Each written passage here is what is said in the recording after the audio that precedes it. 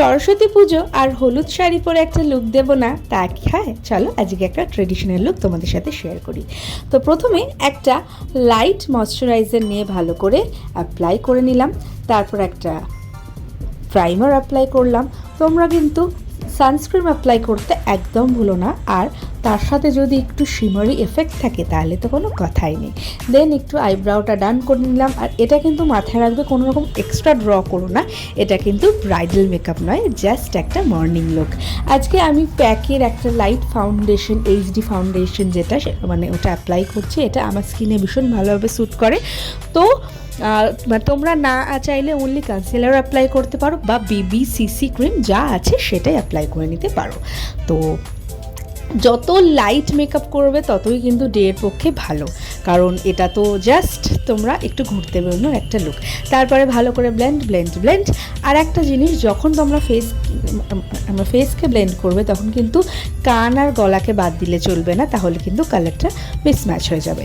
দেন একটু long lasting করার জন্য ফিক্সিং স্প্রে আর একটু কম্প্যাক্ট পাউডার দিয়ে পুরো মেকআপটাকে সেট করে নেব।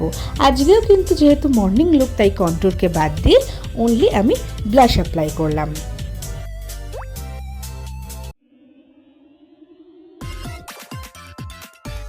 স্কিনে একটা গ্লোই এফেক্ট দেওয়ার জন্য অল্প করে হাইলাইটার ইউজ করলাম। তোমরা চাইলে এটাকে টোটালি স্কিপ করতে পারো, কিন্তু আমার যেহেতু বেশ ভালো লাগে তাই এটাকে অল্প করে লাগিয়ে দিলাম।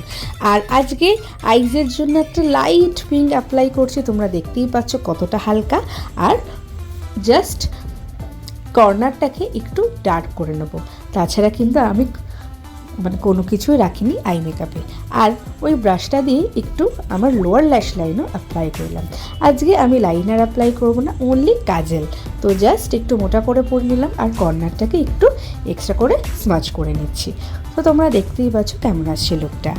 আর তারপর অ্যাপ্লাই করে নিচ্ছি মাস্কারা আপার ল্যাশে আর লোয়ার ল্যাশেও।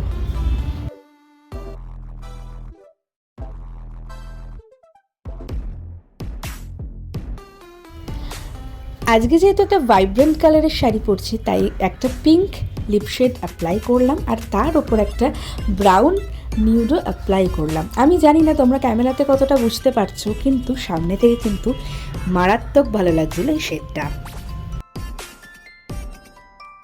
এই যে আমার ফাইনাল লুক, ভীষণ একটা রিয়েলিস্টিক মেকআপ করেছি, কারণ আমি জানি আমি যেরকম হালকা সাজি তোমরাও কিন্তু এরকম হালকা সাজতেই ভালোবাসো। তাই আজকে যেহেতু মেকআপটা একটু ভাইব্রেন্ট ছিল, তাই অর্নামেন্টসটা কিন্তু ভীষণ হালকা রেখেছি। আশা করি এই লুকটা তোমাদের ভালো লেগেছে আর ট্রাই করবে। আজকের মতো টাটা।